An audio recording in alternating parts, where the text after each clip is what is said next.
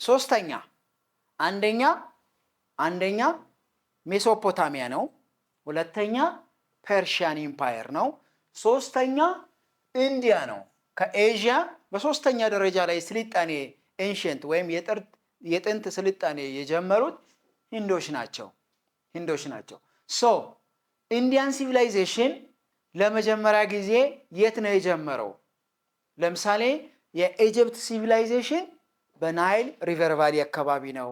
የሜሶፖታሚያ ሲቪላይዜሽን በኤፍራጥስና በጤግሬስ ወንዝ ዳርቻ አካባቢ ነው ስልጣኔ የጀመረው። ኢንዲዩስ ሪቨር ቫሊ በኢንዲዩስ ሪቨር ቫሊ ነው ስልጣኔያቸው ለመጀመሪያ ጊዜ ፍሎሪሽ ያደረገው።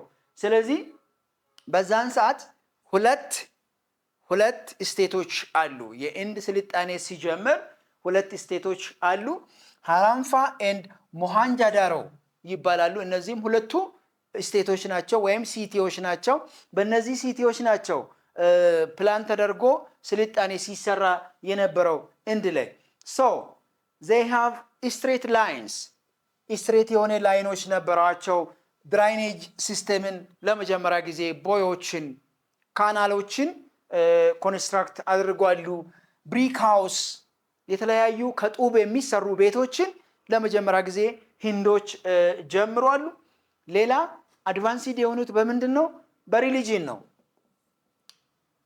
the Indians were advanced by religion such as what we call Hindu religion or Hinduism እንላለን። ኢንዶ አሪያንስ ፒፕሎቹ እነዚህ የሂንዱይዝም ሪሊጂን ፐርፎርም የሚያደርጉ ሰዎች ኢንዶ አሪያንስ ይባላሉ። ሶ the Hindu believers ነው የሚባሉት። the Hindu believers በመባል ይታወቃል። ሂንዱይዝም ብቻ ሳይሆን በኢንዲያን ሲቪላይዜሽን ላይ ሌላ ሪሊጅንም ተፈጥሯል።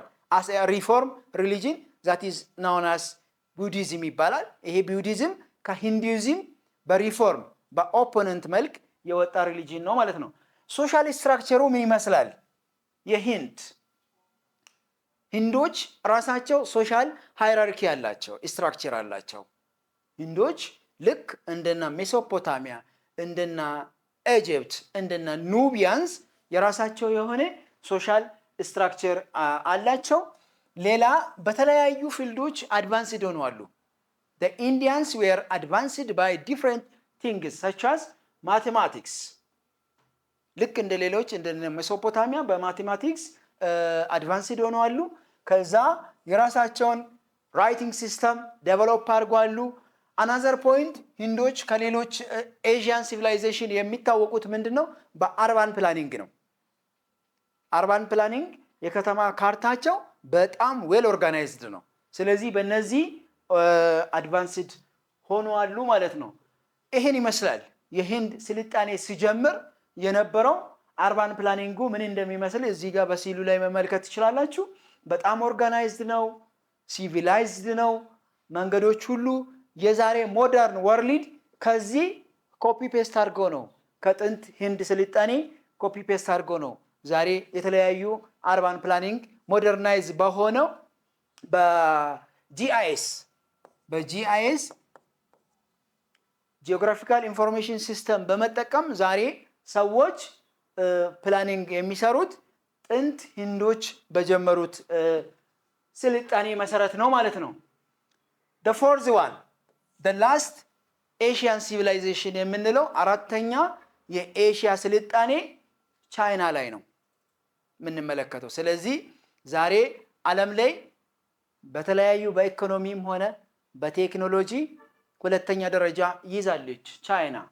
ግን ስልጣኔውን የጀመረችው ኤንሸንት ነው፣ ጥንት ጀምራ ነው። ዛሬ ዓለም ላይ አሜሪካን በመቀጠል ሁለተኛ ነች። ስለዚህ በምን የት በማን መቼ ተጀመረ የሚለውን ነገር ማየት በጣም ያስፈልጋል።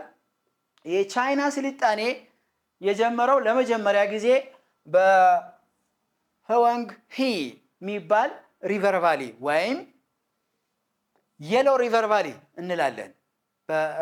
የሎ ሪቨር ቫሊ የመጀመሪያ የቻይና ስልጣኔ የጀመረበት ኤሪያ ነው። ሶ ለረጅም ጊዜ ይሄ ስልጣኔ ፐርፎርም ሲደረግ የነበረው በየሎ ሪቨር ቫሊ ነው። የሎ ሪቨር ቫሊ ለምሳሌ የሜሶፖታሚያ በኤፍራጥስ እና ጤግረስ እንደጀመረ ልክ እንደዛ የሂንድ በኢንዲዩስ ቫሊ እንደጀመረ፣ የኢጅፕት በናይል ቫሊ እንደጀመረ፣ የቻይና የሎ ሪቨር ቫሊ ወይም ህዋንግ ሁ ይባላል። በዚህ ሪቨር ቫሊ ስልጣኔያቸው ተጀምሯል።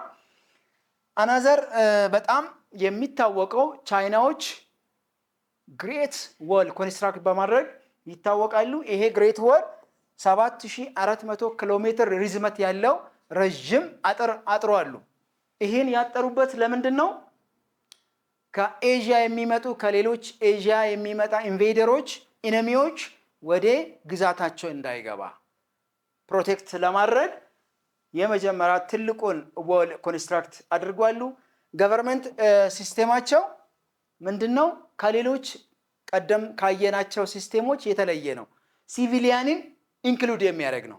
the civilian officials should become included under government activities።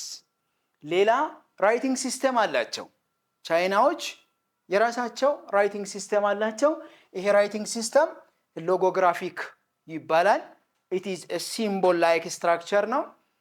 በአሁኑ ሰዓት በተለያዩ ዓለም ላይ ቻይናዎች የራሳቸውን ስራ የራሳቸውን ካምፓኒ ሲፈጥሩ የእንግሊዘኛ ጽሑፍ አይጠቀሙም።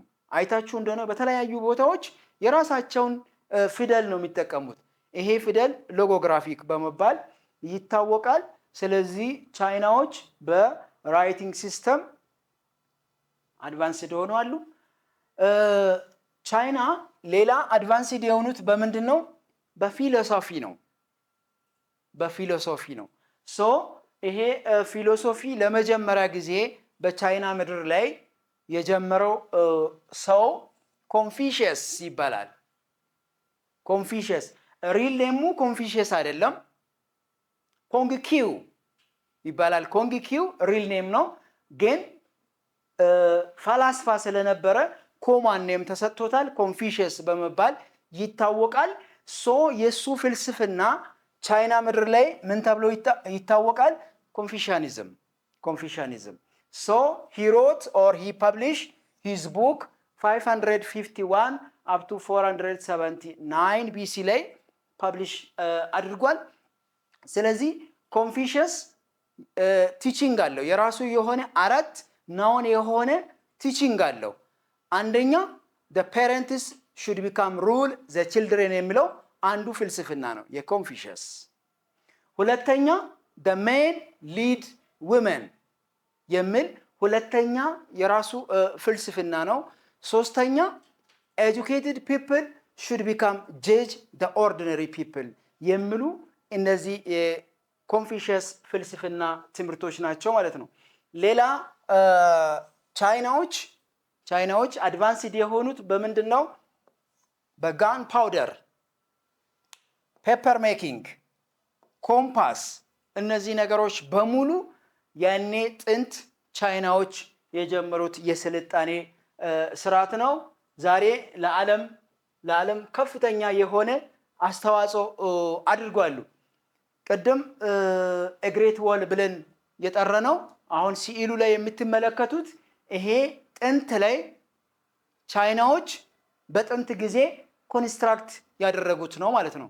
ስለዚህ ቻይናዎች አይደለም ጥንት ጊዜ ዛሬም ከተማቸው በጣም ያማረ ነው፣ በጣም ደስ የሚል ነው፣ በብዙ ነገር ውበት ያለ ነው ማለት ነው። ፎር ኤግዛምፕል ከዛ ውስጥ በጣም የሚታወቁ ቤጂንግ፣ ሻንጋይ፣ እነዚህ ሁሉም ከተሞች በጣም አትራክቲቭ ናቸው። ሶ ይሄ አይዲዮሎጂ ከየት ነው የጀመረው?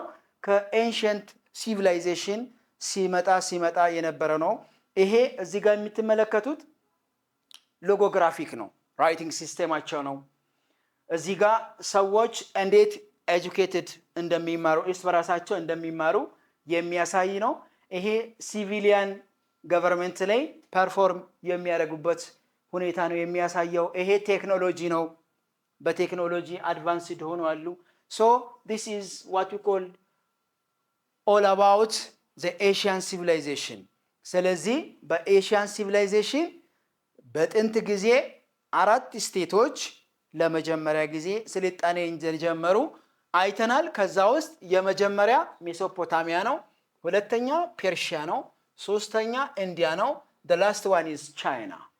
እነዚህ አራቱም ኤንሸንት ስቴቶች የራሳቸውን ሲቪላይዜሽን በተለያዩ ሴክተሮች ሲቪላይዝድ ሆነዋል። ፎር ኤግዛምፕል they have their own writing system አላቸው፣ ገቨርንመንት ሲስተም አላቸው፣ ሪሊጅን፣ ማቴማቲክስ፣ አርክቴክቸር፣ አስትሮኖሚ በተለያዩ ፊልዶች ሲቪላይዝድ ሆነዋል ማለት ነው። ሶ ያ ሲቪላይዜሽን ፎር ቱዴይስ ወርልድ በጣም ከፍተኛ የሆነ ፖዚቲቭ የሆነ ኢምፓክት አለው። ፖዚቲቭ የሆነ ኢምፓክት አሳድሯል። ምክንያቱም የትናንትና ከሌለ የለም የዛሬ የሚባል ነገር አለ።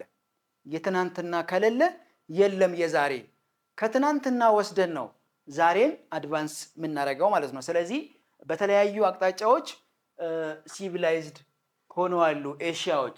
ሶ በዛሬ ትምህርታችን ይህን ነው የተመለከትነው። ማንኛውም ጥያቄና አስተያየት ካለ በኮሜንት ሴክሽን አስቀምጡልን። ለዛሬ በዚህ እናበቃለን። በሚቀጥለው ቪዲዮ እስከምንገናኝ ደህና ሁኑልኝ።